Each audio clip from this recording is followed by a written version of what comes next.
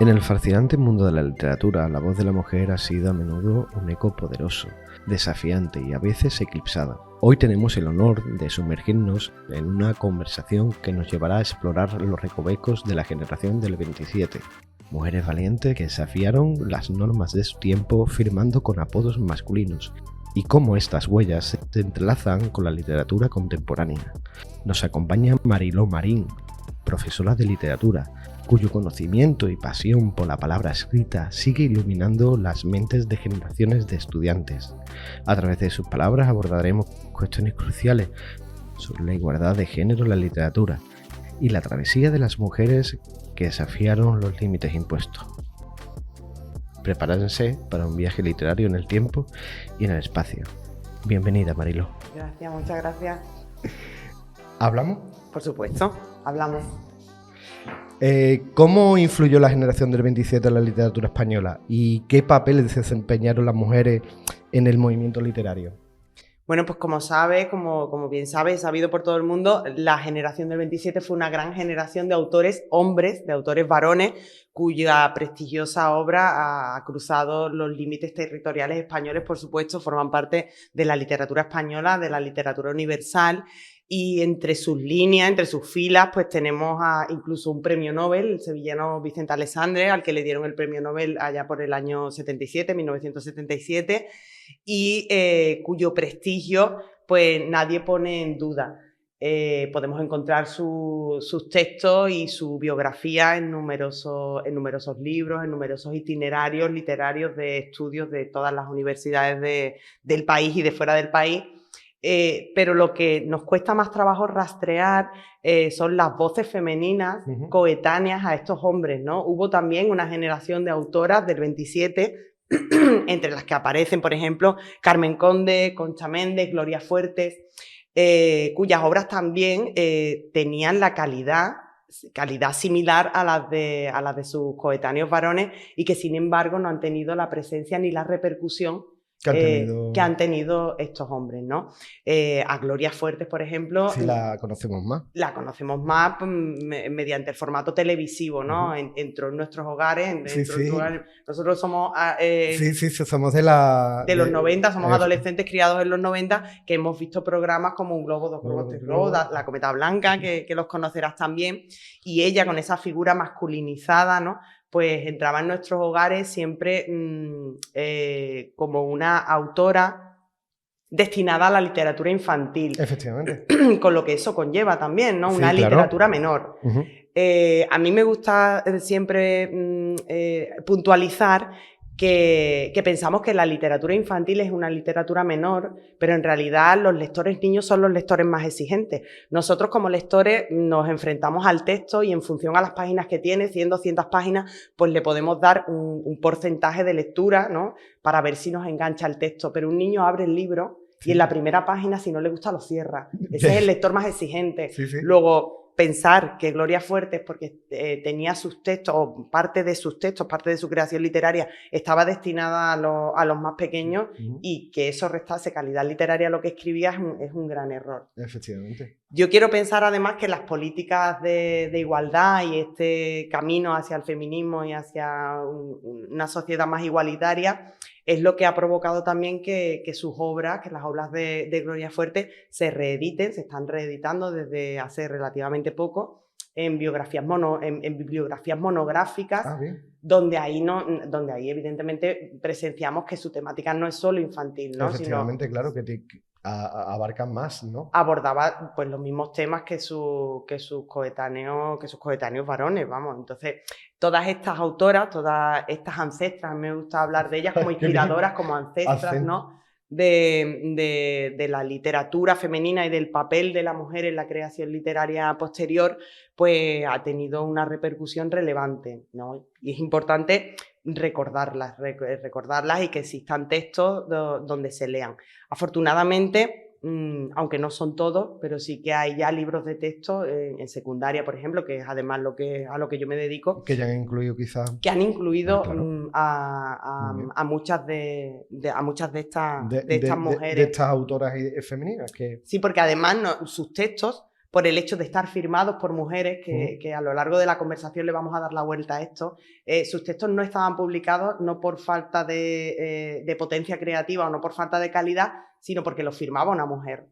No era un terreno propicio para que esas mujeres publicaran, ¿no? Era un terreno pues masculino, era un terreno de normas masculinas en el que insistiré. Costaba muchísimo explorarlo, exactamente, entrar, que te den la oportunidad. Exactamente. Es decir, se enfrentaron con muchos problemas a la hora de las publicaciones quizás, ¿no? Muchísimos problemas porque es un mundo, vivimos en un mundo diseñado pues por un patriarcado imperante y estas mujeres verdaderamente tenían un papel importante y relevante en la sociedad. Te pongo, por ejemplo, a Carmen Conde, que fue la primera mujer en estar entre las filas de la Real Academia Española. No fue fácil su llegada allí, pero fue la primera mujer en estar en el elenco de varones que se sentaban en los sillones. Un gran logro. De la Real Academia. Sí, Concha Méndez, por ejemplo, pues participó en actividades culturales, en editoriales incluso, que lo que pretendían era abogar por estas voces femeninas en la literatura y, por supuesto, por la igualdad, ¿no? Podemos rastrear en ellas muchísimas muestras de ese interés porque la mujer tuviese un papel relevante que fuese más allá del mero hecho de ser esposas, madres, cuidadoras y demás, ¿no? Y Mariló, por ejemplo, ¿podrías destacar alguna escritora de la época que firmara con seudónimo masculino, por ejemplo? Hay muchísimas escritoras.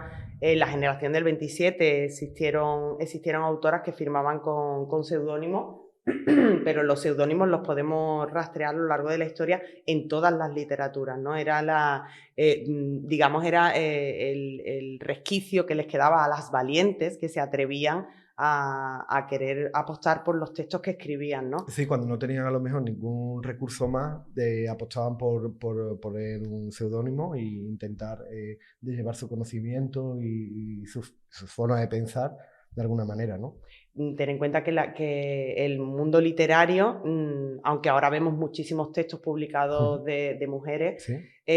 Pero se siguen publicando muchísimos más textos de hombres. Es un mundo diseñado por varones donde ellos son los que deciden lo que se lee, lo que se publica, lo que tiene calidad o lo que merece ser publicitado, publicado, ya te digo. Entonces, pues las opciones eran pocas, es una bifurcación clara. O desistes en el intento de escribir o insistes en escribir bajo un seudónimo de hombre, ¿no? Por ejemplo, yo tengo por aquí apuntado el seudónimo que utilizaba Carmen Conde, que es Daniel de Cuya. Ella firmaba sus textos con este seudónimo masculino y resultó que cuando pues, ya los coetáneos varones reconocían el prestigio de los escritos de Daniel de Cuya, pues ella en diversas entrevistas, en diversos escritos, fue dando pistas acerca de quién se escondía verdaderamente detrás de ese nombre. ¿Y ese nombre, por ejemplo, tenía algunas connotaciones? ¿Por qué puso ese nombre? ¿Por qué? Pues eso no te lo sabría decir. La verdad es que supongo que a lo mejor tendría algún tipo, no sé, tendría algún tipo de importancia para ella elegir ese nombre. Pero no te sé decir por qué eligió ese seudónimo masculino. Hay otra autora que es Ana María Matute, que es mundialmente conocida, ¿no? Y ella firmaba como Jordan, además, ¿no? Como Jordan. Una autora española que firmaba como Jordan. Entonces, ese tipo de curiosidades. Sí. A mí el seudónimo que más me fascina es el de Cecilia Boldefáber, porque yo sigo creyendo, apostaría lo que fuera, a que si estás hablando con gente que no es muy docta en la lectura y demás, no sabría que Fernán Caballero verdaderamente no era Fernán Caballero, sino Cecilia Boldefáber. Yo creo que ¿Puede ser que alguna gente esté llorando ahora mismo? Yo creo que sí, que a lo mejor le hemos descubierto a mucha gente que Fernán Caballero no es ningún caballero, ni es Fernán, sino que es Cecilia Boldefáber. Y es de las autoras que más tiempo ha mantenido su ¿Sí? Seudónimo. ¿Hasta cuándo, sí. más o menos? No te sé decir, pero sus obras han llegado bueno, casi la actualidad, evidentemente no, pero sí que es una autora que ha firmado durante mucho tiempo con ese Es seudónimo. decir, que se sentía cómoda, ¿no? Quizás ya cuando no tenía que hacerlo seguía, porque se sentía cómoda en ese... ¿Tú crees que es comodidad? No sé, La creación literaria es tan llega... exigente, Ujú. requiere de tanto compromiso, requiere de tanto tiempo en este mundo en el que vivimos, donde el tiempo es algo del que carecemos casi todos, que estén reconociendo tu creación literaria A bajo través el nombre de de otro. otro, sí, es complicado. No creo que sea una posición cómoda, creo que a lo mejor responde más al miedo. No sé, lo he comentado por el hecho de que muchas veces el síntoma este de cuando que te secuestran un poco y un poco, ¿viste? Te secuestran Te totalmente. secuestran totalmente, claro, te secuestras un poco como estoy embarazada un poco, no, tú estás embarazado totalmente. Pues, Es una cosa. ¿no? El síndrome este que tiene la gente que está secuestrada, pues, pues no sé si llegan a tener ese... El síndrome de Estocolmo, ¿no? Ahí, Hablas de ese síndrome de efectivamente, Estocolmo. oye, que no me salía. Que pueden tener algo de llevar tanto tiempo y demás, que de repente tengan que... Porque te entiendo perfectamente, no es nada cómodo, por ejemplo, escribir tu obra y que al final tenga que aparecer un nombre que no es el tuyo. El Al final no hay un reconocimiento... reconocimiento no hay un total. reconocimiento Y total. los escritores, hombres y mujeres, escriben. La escritura, hay una escritura que es una escritura íntima, una escritura automática, pero el que escribe porque quiere ser leído. Y quiere ser Y reconocido. quiere ser Sí, reconocido. claro. Exactamente. Entonces, cuando te están reconociendo bajo la voz bajo el nombre de otro que no es el tuyo, que no es el Es que muy aparece en tu complicado. DNI, que no es el que te han dado tus padres, pues yo creo que la sensación debe No, ser... tiene que ser muy frustrante. Sí, debe ser regular esa sensación. Por ejemplo, contribuyeron las mujeres en la generación del 27 a la lucha de la igualdad de género en la literatura y la sociedad de su época, ¿no? Contribuyeron mucho. Contribuyeron muchísimo. La generación de autoras del 27 muchas veces se confunde a esta generación de autoras, esta generación de creadoras, estas pioneras. Hay que recordar que la generación del 27 es la generación literaria más potente con la que contamos en la literatura Sí, española. efectivamente. Y es una generación truncada por un conflicto bélico, ¿no? Está truncada por la guerra civil. Muchos tuvieron que exiliarse, Y otros murieron. Otros fueron asesinados, ¿no? Porque no podemos celebrar el centenario de la muerte de Lorca, tendríamos que ni siquiera celebrar, ¿no? Pero tendríamos que hablar del asesinato, ¿no? De que se cumplen años del asesinato de Lorca. No de su muerte, ¿no? Sino de su asesinato. Entonces, es una generación muy potente que tuvo que desdibujarse, que tuvo que fragmentarse por esa guerra. Y en esta generación, en el caso de las mujeres, que siempre están a la sombra de esos hombres, que no digo que todos estuviesen, no quiero dibujar el contexto de las autoras de la generación del 27 como si los hombres, como si los coetáneos varones llegasen a los liceos literarios y se sentaran en lugares apartados, ¿no? Ellos convivían en armonía porque era un mundo artístico que compartían, ¿no? Y compartían inquietudes y demás. Y luego te contaré diferentes anécdotas de muchas de estas autoras trabajando codo a codo con otros autores del 27. Pues como te digo, estas autoras del 27 suelen confundirse con un grupo de artistas, mujeres también, que se llama, ¿no? Ha recibido el nombre de las sin sombrero. Y este nombre que reciben es un nombre muy curioso. Este término engloba a mujeres que son pintoras, que son escritoras, por supuesto, que son cineastas, que tienen inquietudes literarias del mundo de la cultura, como pueden ser, por ejemplo, María Zambrano, Rocha Sacel, Josefina de la Torre, Zenobia Camprubí, de la que también te quiero hablar, Concha Méndez, por supuesto, y Carmen Conde, o María Teresa León, ¿no? Son muchos de los nombres más conocidos, ya te digo, y entre comillas, ¿no? Porque son mujeres son mujeres poco conocidas, porque aparecen poco en los libros de texto y se habla poco sobre ellas y se estudia muy poco su obra, pero eran mujeres que tenían una relevancia importante en el panorama cultural porque estaban presentes en ese panorama cultural, como te he dicho, dirigiendo editoriales o promoviendo movimientos donde la mujer tenía que tener un papel importante en la creación literaria, ¿no? Cuenta la propia Maruja Mayo, que también forma parte de este grupo de escritoras, que iba caminando por la Puerta del Sol de Madrid, iba con Lorca, iba con Dalí, y iba con otra pintora también, con Margarita Manso, y todos llevaban sombrero, porque en esa época el sombrero era un símbolo de elegancia, un símbolo también de clase, de estatus social, ¿no? Esta anécdota que cuenta Maruja Mayo sucede a finales de los años 20, los años 30, y el grupo de amigos pues decide, una broma, ya no estaban tan presionados porque Franco los identificara por la calle. Sí. Y bueno, Ay, inmensamente, vamos. lo que fuese que ese señor decidiese que iba a hacer con ellos. Entonces, ya sin esa presión, desinhibidos totalmente, deciden quitarse el sombrero, y el cuadro es tan esperpéntico que los transeúntes comienzan a insultarlos, incluso los apedrean, ¿no? Hay un vídeo en el documental de Las Sin Sombrero, Sí. que firma Tania Bayó, una periodista muy interesante, y su ensayo te recomiendo fehacientemente que lo leas. Aquí lo traigo y luego te lo dejo, Bueno, si lo quieres. perfecto.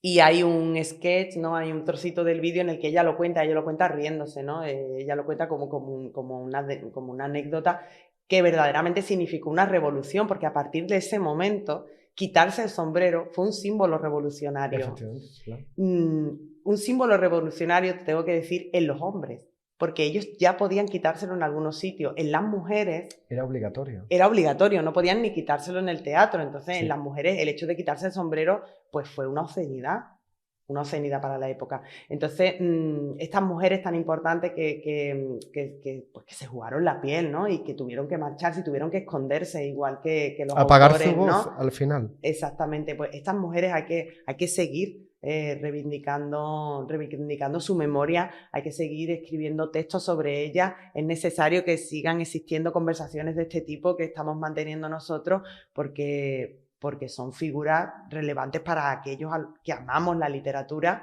que amamos lo que se escribe, que amamos los textos, y no sabemos lo que nos hemos perdido por el Y siguen camino. siendo relevantes ahora mismo. Siguen siendo En muy la relevantes. Yo tengo por aquí anotada una frase de Tania Bayó que además quiero leerte, porque estas mujeres dejan aparcado ese rol de esposas, de criadoras, de personas que cuidan, ¿no?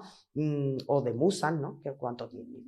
Que a lo mejor puede parecer un halago que las mujeres seamos musas de creación literaria, pero las mujeres no queremos ser pasivas en la literatura ni en la vida, ¿no? Sino activas que queremos tener un papel, ¿no?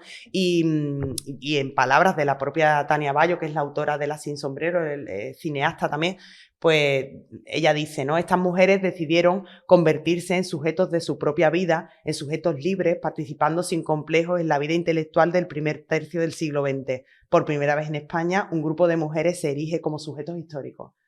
Y a mí me parece fascinante. Ay, Dios mío. Tenemos todavía tanto que aprender, ¿verdad? Muchísimo. Además, no solo pensar que estas mujeres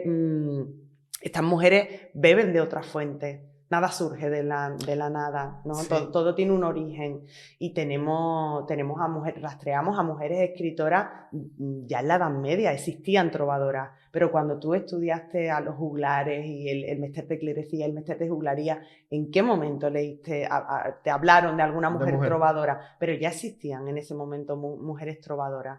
Ha sido siempre como una especie de persecución hacia la mujer a la hora de la cultura, de la literatura. Siempre intentando apagar la voz y dejarla sin ese espacio tan primordial dentro de la literatura. Yo es que sigo insistiendo en que yo no creo que exista una persecución premeditada. Yo no creo que sea premeditado. Yo creo que existe una construcción de un mundo patriarcal donde se nos ha convencido a las mujeres de que debemos estar contentas con este rol de cuidadoras, de madres, de oficiales, presidentas de lo doméstico. Es un mundo donde, para poner un pie en él, como está diseñado por hombres y son sus normas, tienes que convertirte en un hombre más. Entonces, no hay una persecución. Lo que hay es lo que no existe es la construcción de un mundo consensuado. Las mujeres escritoras, las mujeres en general, no necesitan un espacio propio, no necesitan una habitación propia, como decía Virginia Woolf, ¿no? Ella dice, para escribir necesito una habitación propia. Es verdad que para escribir se necesita una habitación propia, un entorno propio, pero también se necesita una libertad de mente, una descarga en la responsabilidad mental que tenemos las mujeres, que cuidamos, que atendemos, que somos madres, o las que no son madres, ¿no? Que también tienen otra serie de preocupaciones, ¿no? Entonces, compartir un espacio que no está diseñado por nosotras y que no tiene normas que contemplen nuestras necesidades, pues no es una persecución, es una desigualdad. Y esto es así, ¿no? Y esto hay que nombrarlo de esta manera porque... No, hay que darle visibilidad y hay que normalizarlo y hay que empezar a hacer cambios, ¿verdad? Exactamente, exactamente. Hay una periodista que se llama Nuria Lavari que ha escrito un ensayo fantástico que se llama El último hombre blanco. Y ella reflexiona mucho acerca de este espacio construido por los hombres y de la imposibilidad de ser mujer dentro de ese espacio. Para estar en ese espacio, ella habla de, bueno, la protagonista de este texto es un ensayo literario y la protagonista es una empresaria que gana muchísimo dinero, una empresaria feroz, que cada mañana se levanta y se enfunda su traje negro, sus tacones de aguja y entra por la oficina pues como una loba, ¿no? Como una loba de Wall Street. ¿Sí? Y el lector va avanzando en la historia, en sus cicatrices, en sus heridas, y se da cuenta al final de este maravilloso texto que el último hombre blanco es una mujer que ha reflexionado acerca de que ya no quiere ser un hombre para estar en ese mundo, quiere ser una mujer que ocupa un sitio que ha sido consensuado. Son tus normas y mis normas y lo compartimos en igualdad. Qué espectacular, ¿eh? Sí, es maravilloso este texto de Lavari, es maravilloso, sí.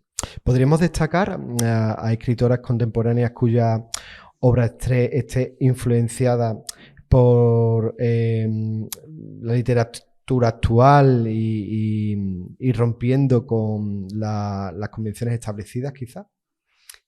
Hay muchísimas autoras actuales.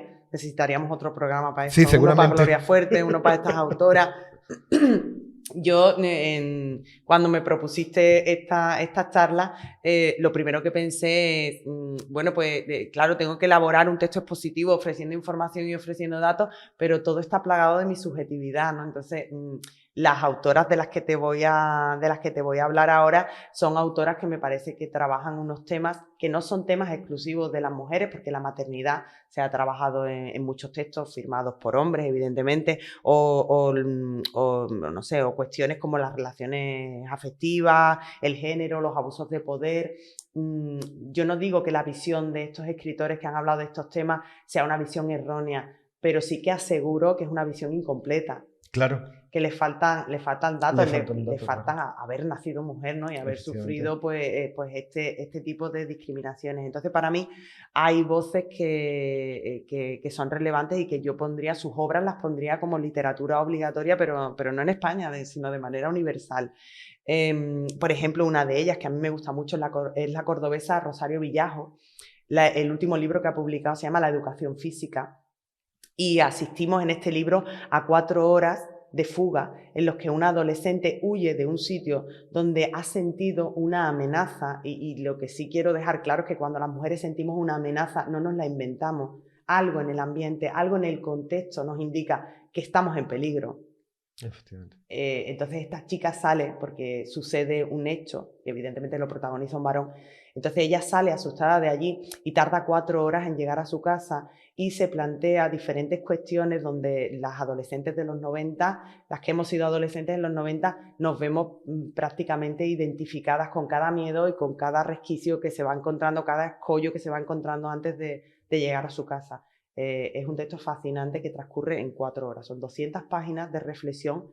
Estos son los miedos a los que nos enfrentamos. Llego a mi casa sin heridas físicas, pero llego con miedos que no me estoy inventando, ¿no? Es verdad. Es totalmente cierto. Es que anteriormente, bueno, en los 90, debías ir acompañada de una amiga o de un hombre para ir por la calle, por ejemplo, ¿no? Que supongo que se referirá a ese tipo de miedo. Exactamente. Y es complicado, tú lo piensas ahora mismo y dices, bueno, no tenía libertad, no podían ir por las calles tranquilamente sin esperar de que en una esquina estuviera alguien que lanzando un micromachismo, ¿no? Que se dice ahora. Yo también pienso que los micromachismos no existen. Los ¿Ah, no? machismos son machismos. Son machismos.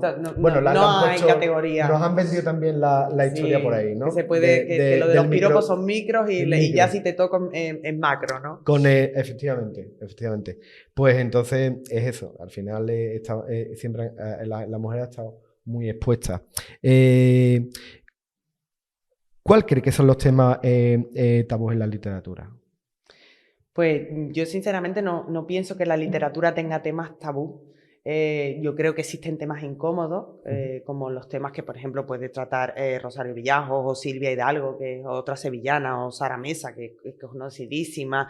Yo creo que lo que hay son temas incómodos o temas que incomodan, ¿no? Porque, por lo que te digo, pues porque nos han vendido nos han vendido que tenemos que estar... Nos siguen vendiendo, ¿no? Y nos siguen vendiendo. Bueno, nos siguen vendiendo que tenemos que estar... alerta siempre. Tenemos que estar alerta y tenemos que estar contentas por vivir dentro de lo doméstico, por estar dentro de casa y por estar al cuidado de los demás, ¿no? Entonces, cuando se ponen sobre la mesa...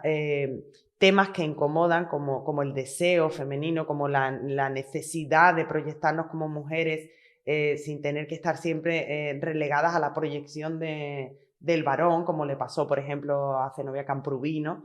Zenobia Camprubí, la mujer de Juan Ramón Jiménez, se dedicó en exclusiva con él a reelaborar todos sus textos en esa obsesión que tenía Juan Ramón por encontrar la perfección en lo que escribía, ¿no? Era muy celoso de los textos que escribía y Zenobia, que era una escritora y una traductora talentosísima, pues dejó aparcado esa faceta para dedicarse en exclusiva a Juan Ramón. Y no hay ni un solo epígrafe donde se nombre a Zenobia que no sea como la mujer de, ¿no? Entonces nos han vendido que tenemos que estar contentas con esta faceta.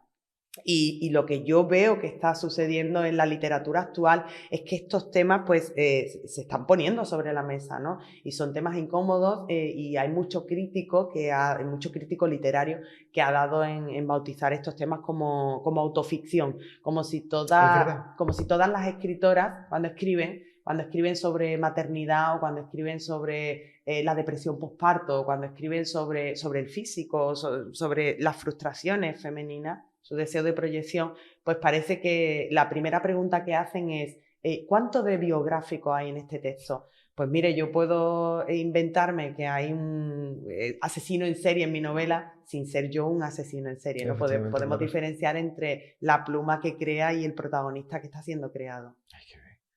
Es que es impresionante, ¿verdad?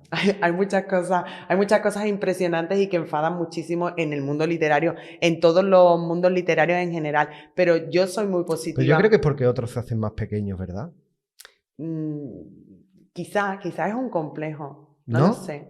No lo sé, pues mira, estaría bien pensar que esto puede ser un complejo. Lo que es innegable es que estas autoras que además a mí me fascinan y me encantan, yo sigo la producción como una auténtica groupie de ellas, donde aunque vayan a presentar un libro, no van a hablar de sus obras, pero yo estoy allí. De hecho, Silvia Hidalgo, a la que conozco personalmente, la conoce. Personalmente, y nos alegramos de vernos y demás, ella me dice, ¿otra vez estás aquí?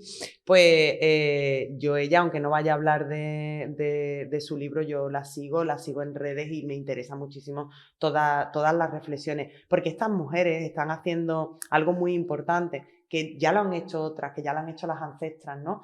Pero ellas recogen todo ese aprendizaje y lo vierten en las generaciones nuevas, ¿no? ¿Se firmará ahora otra generación? Ojalá. ¿Qué te parece, Mariló? Lo que pasa es que ¿Estamos en ese punto, en esa carrera, en ese camino? Pues sabes que hubo un crítico. A mí estas cosas me encantan, ¿no? Cuando hay un crítico literario que su intención es destruir uno de estos textos que llama de autoficción, que además ellos dicen que en esos textos no pasa nada, en esos textos pasa la vida.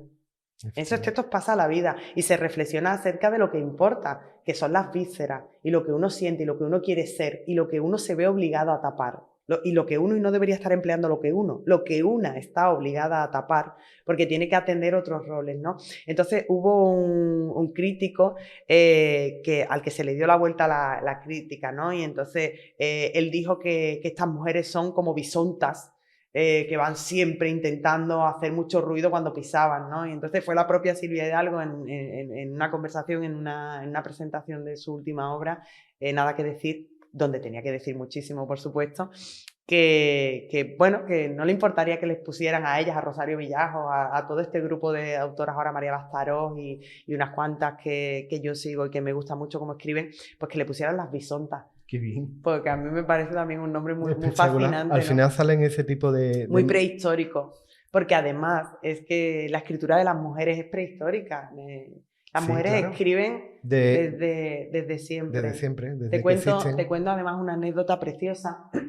La periodista, escritora también, Irene Vallejo, tiene un ensayo fascinante que se llama El infinito en un junco, que ha tenido la friolera de 39 ediciones, que ahí van ediciones.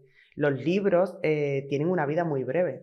Los libros en 3 meses son pasados. Se escribe muchísimo. No quiero pensar que se escribe más de lo que se lee, aunque intuyo, pero se escribe muchísimo. Estará pasando exactamente igual que con el cine y con otras artes también, sí, ¿no? Pues al final es la rapidez. El otro día, hablando con Benjamín Castillo, que es un psicólogo, me dijo lo de la inmediatez, la rapidez. Muchas veces a lo mejor estamos sobrecargados.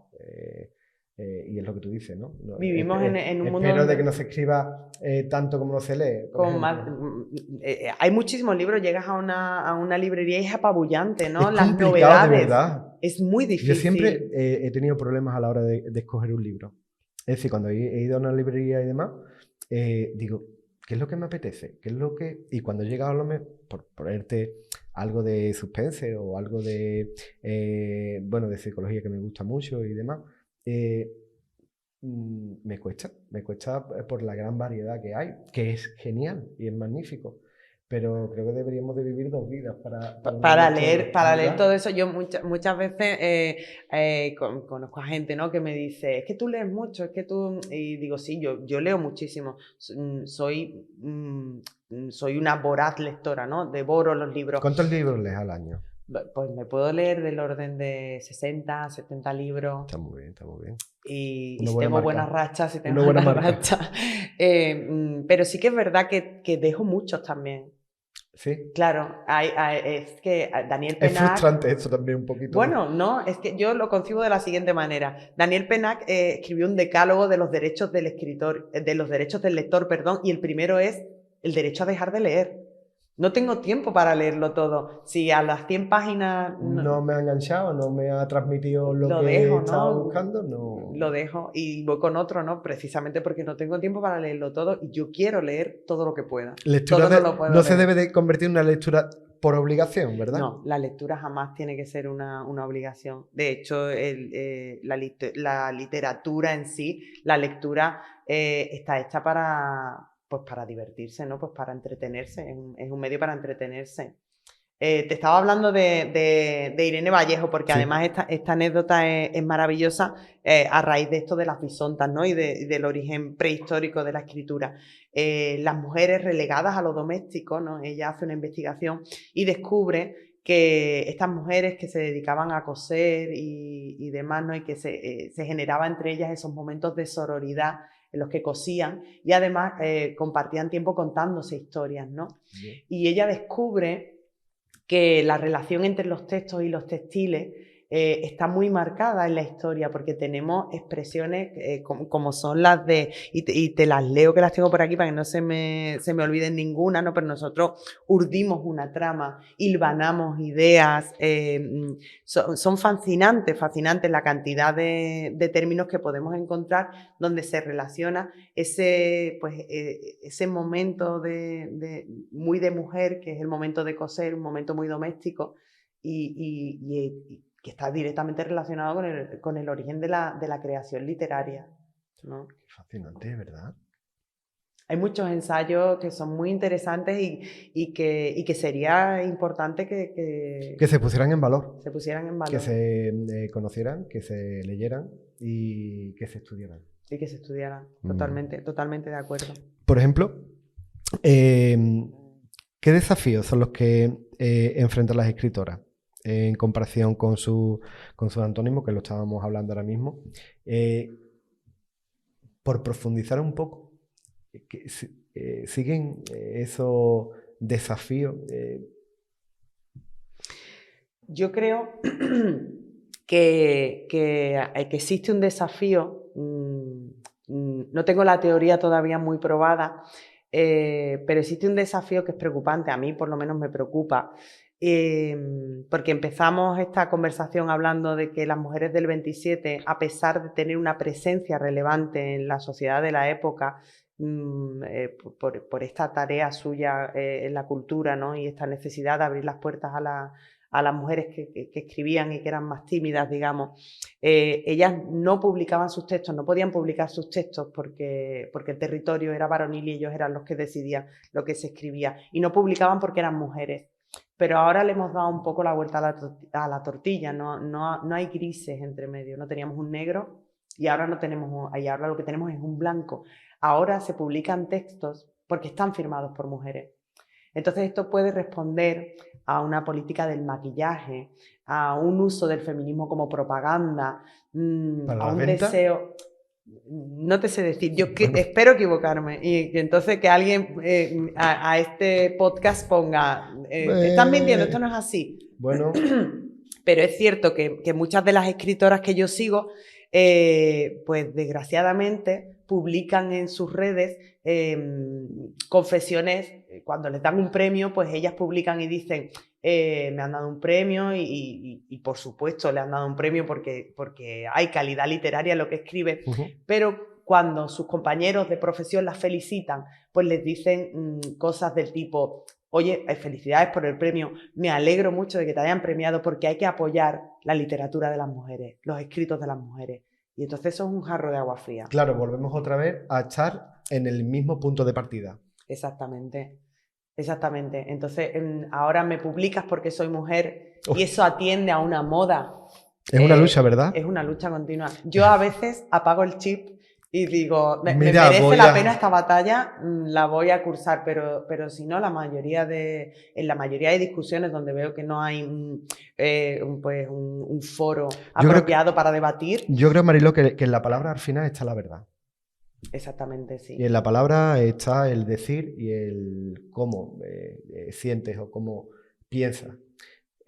Sí, estoy contigo y creo que se pueden librar muchísimas batallas dentro de la literatura.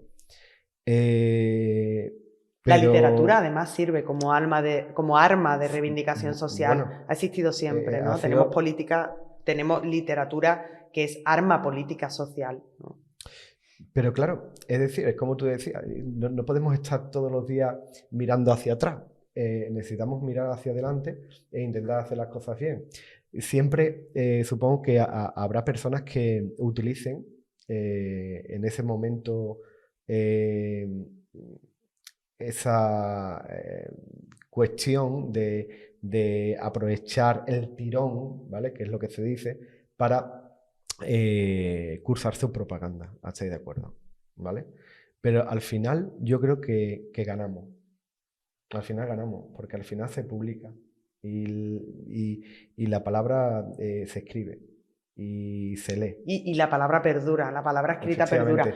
A pesar de eso, yo sigo insistiendo que yo cuando empecé a estudiar filología y cuando empecé a estudiar literatura en el instituto y demás, los textos que tenía que leer por obligación, porque eran textos que entraban en el examen, en el temario y demás, eran textos de hombres. Y pues hasta hace no mucho empecé a pensar que hacía como muchísimos años, te estoy hablando de años, que no leía un texto firmado por un hombre. No porque no se estén publicando textos de calidad literaria masculina, evidentemente, que hay muchísimos autores de prestigio, sino porque pues, me he dado cuenta de que los temas que las mujeres están llevando a la literatura son mucho más interesantes. Son temas que a mí me interesan muchísimo, porque la solución que las protagonistas femeninas de la historia de la literatura tenían cuando deseaban ir más allá o romper con estos roles domésticos establecidos, la solución que les quedaba a ellas era el suicidio. Y tenemos ejemplos en Melibea, de Fernando de Rojas, tenemos ejemplos en Ana Karenina, de Tolstoy, que acabó arrojándose al tren. Lo siento si alguien no se ha leído Ana Karenina, pero eso le sucede. O en Ana Ozores, de Clarín, ¿no? Estas mujeres que se torcieron del camino acabaron suicidándose, ¿no? Por querer ser como eran. Las protagonistas de las novelas de estas autoras de las que hemos ido hablando son mujeres que no saben hacia dónde tienen que ir. Están atosigadas por la maternidad, por una maternidad fehaciente, infacto hecha, o por una maternidad que no consiguen. Y quizás les cueste mucho trabajo moverse hacia donde quieren, pero sí que se mueven de donde no quieren estar, sí que salen de donde no quieren estar. No es de extrañar que esta esperanza en estas protagonistas que se están dibujando ahora sea completamente diferente a las protagonistas, a Melibea, a Ana Karenina, a Nora Azores, y no es casualidad que estas tres estén construidas por plumas de hombres. Efectivamente. Ay, tenemos tanto que aprender todavía. Sí. Es que no paro de decirlo. Me encanta hablar contigo. ¿Por qué no me lees algo tuyo? ¿Sí? ¿Te parece? Sí, claro. Mira, yo te he traído es en realidad algo que empezó siendo un ensayo y que se convirtió pues como en 3 momentos narrativos que a mí me interesaba plasmar. El texto completo se llama Un cuerpo y yo te voy a leer uno de los sketches literarios, ¿vale? Entonces... Recuerdo mirar con asombro a las niñas de mi edad correr por el borde de la piscina, vestidas solos con la braguita del bañador. Desde mi toalla de Hello Kitty, extendida sobre las losas calientes de la piscina municipal, me fascinaba que nadie se asombrara de que llevaran sus invisibles senos al aire. Creo que yo era la única que se sorprendía al mirar cómo esos minúsculos puntos marrones permanecían quietos en sus torsos desnudos, no botaban como hacían los míos, no ruborizaban a sus padres que no las obligaban a tapárselo y, por supuesto, no las hacían conscientes de que en el mundo había cuerpos que podían enseñarse y otros que eran mejor tapar. Un día me quité la parte de arriba. Mis padres habían comenzado a dejarme ir sola con M a la piscina. Ella aún no llevaba parte de arriba. Yo no recuerdo no haberla llevado alguna vez. Supuse que si me la quitaba al mismo tiempo que nos íbamos quitando el pantalón corto y la camiseta, nadie se percataría de que mis tetas, como decía mi madre, ya tenían que ir tapaditas. Lo hice. Extendimos nuestras toallas una al lado de la otra, colocamos nuestros bolsos de piscina, 2 talegas blancas con sendas imágenes impresas en pastel, sacamos nuestra baraja de cartas y doblamos la ropa seca para que no se arrugara demasiado. M no me miró. No pareció darse cuenta de que yo, al igual que ella, caminaba a su lado sin la parte de arriba y me disponía a pasar por la ducha, acto obligatorio antes del baño. Allí, con el agua cayendo sobre mi cabeza, yo ya sentía que había superado todas las barreras posibles y que por fin iba a poder decirle a mis padres que estaban equivocados, que todas las niñas de mi edad podían ir sin la parte de arriba de sus bañadores y que no pasaba nada. ¿Qué iba a pasar? ¿Qué se pensaban ellos que iba a pasar? Vamos, dijo M, y yo la seguí. Había una mujer sentada justo en la escalera por donde M y yo solíamos bajar a la zona que cubría hasta 1 metro. Su mirada me traspasó. Nunca nadie me había mirado así, con una mezcla de desprecio, asombro y pena. Sus ojos iban de mis pechos a mi cara en un sinfín de repeticiones que provocaban que su boca fuera abriéndose un poco cada vez más. Fue sutil, pero lo vi.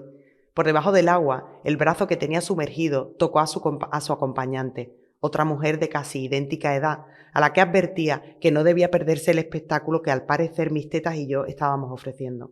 Nadie articuló una palabra, no hizo falta.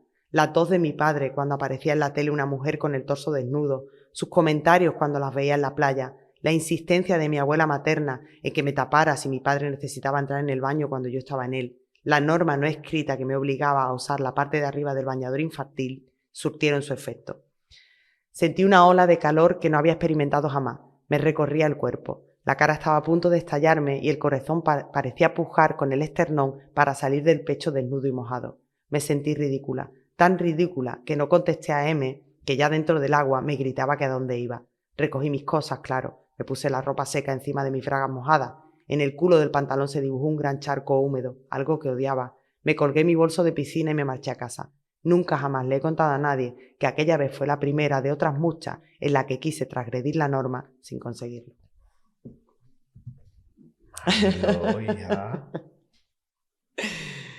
La verdad es que este texto, los otros 2 también, pues lo que intentan plasmar es un poco la necesidad que tenemos las mujeres de tener referentes. Efectivamente. Tenemos necesidad de tener referentes, de que las mujeres que nos han guiado no se callen, nos cuenten cómo es la historia, ¿no? Nos cuenten la verdadera cara de la maternidad, para que luego no nos sintamos engañadas con lo que hemos leído o con lo que hemos escuchado, ¿no? Hay muchas mujeres a lo largo de la historia que se han sentido culpables por estar cansadas, por estar cansadas de pues, dedicarse en exclusiva. Es que es una tarea muy grande, ¿no? Yo cuando salgo Es una tarea inmensa. Es una tarea inmensa. Y además es una tarea que se ha convertido en algo competitivo.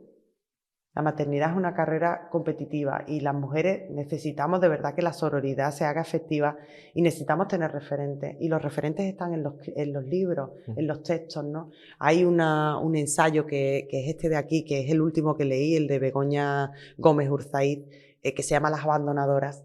Y ella reflexiona sobre mujeres tan talentosas como Doris Lessing, que es premio Nobel, Ingrid Bergman, o María Montessori, que es la famosa fundadora del método Montessori para enseñar a los niños pequeños, ¿no? Pues todas ellas abandonaron a sus hijos. Entonces se gravita por encima de ellas una pregunta, ¿no? ¿Qué tipo de madre abandona a sus hijos, ¿no? Y bueno, el tipo de madre que abandona a sus hijos es una madre desfigurada, es una madre que se ha desdibujado, que ya no es madre porque ya no es persona, porque ya no se pone delante de los demás como verdaderamente es. Y eso es un camino plagado de frustración, plagado de desengaño y plagado de tristeza, ¿no? A mí me pasa cuando dedico poco tiempo o dedico menos tiempo a las actividades lúdicas de mi hijo o a atenderlo en los estudios o porque tengo otras actividades culturales o quiero ir a conciertos con amigos y demás, ¿no? Y él me dice, mami, ¿por qué te vas otra vez? Y yo siempre le digo, para ser mejor madre, cariño. Marilo, me encanta. Me encanta ese concepto. Pues así, lo intento. Es que es una realidad. Es una realidad. Es una realidad. Necesitáis vuestro espacio, vuestro tiempo y todo tiene que cambiar. Yo creo que es el momento y vamos por buen camino. Pienso. Al menos tenemos referentes. ¿No? Existen referentes y existe un camino esperanzador. Sí que hemos avanzado mucho, ¿no? Y sí que, como te decía antes, ¿no? Las artistas, las creadoras de la generación del 27 tuvieron el apoyo de sus compañeros también, ¿no? Pero a mí siempre me queda un regusto de tristeza, ¿no? Porque hubo autoras que ayudaron a Lorca a montar el grupo de teatro de La Barraca. Sin embargo, parece que La Barraca fue solo producto de Lorca. Pero había mujeres muy potentes detrás también que lo impulsaron, ¿no? Cernuda hablaba de ellas, de la necesidad de que la igualdad fuese un hecho, ¿no? De que dejemos de soñar con una igualdad para convertirla en una realidad, ¿no? Y hay que nombrarlo, porque lo que no se nombra no existe y lo que no existe no se puede solucionar. Y Mariló, terminamos. Yo sé que tú no eres de consejos, por ejemplo, ¿vale? Pero ¿algún consejo para una joven que quiera empezar a adentrarse en la literatura? Pues yo consejos tengo pocos y además no me gusta darlos no me gusta darlos por si acaso me equivoco, pero sí que tengo una reflexión, ¿no? que yo también me aplico y es el hecho de que la escritura requiere compromiso y tiempo. El compromiso es algo que uno adquiere con uno mismo, ¿no? El compromiso de ser fiel a algo que desea, a algo que quiere, a algo que le apasiona, ¿no? Y el tiempo es una cosa que es finita y que tenemos que quitar de un sitio para poner en otro. Entonces aparece la culpa, que es un gran invento, es un invento redondo. La culpa es genial, como la Coca-Cola. Exactamente. Entonces aparece la culpa que sabotea nuestra creación literaria, que sabotea la escritura, ¿no? Porque la escritura es un oficio solitario y es un oficio que requiere que solamente estés atento, ¿no? a esa intermitencia del cursor en ese folio en blanco, ¿no? que es bastante impertinente. Y hay días en los que ese tiempo invertido pues satisface y otros días en los que no. Pero bueno, esos son los miedos que se enfrentan también los y las escritoras, ¿no? Exactamente. El folio en blanco. El folio en blanco. Me ha encantado tenerte aquí. A mí también, Ay, muchas gracias. He estado muy cómoda, Sí. me ha parecido una charla muy agradable. Me ha encantado. Este espacio me parece maravilloso y que desde aquí... Tenemos un montón de cosas. Me tienes que ahora dar todos los títulos y tenemos que planear ya la siguiente, ¿vale? Sí, encantadísima de haber estado aquí, Paco. Muchas gracias. Gracias a ti.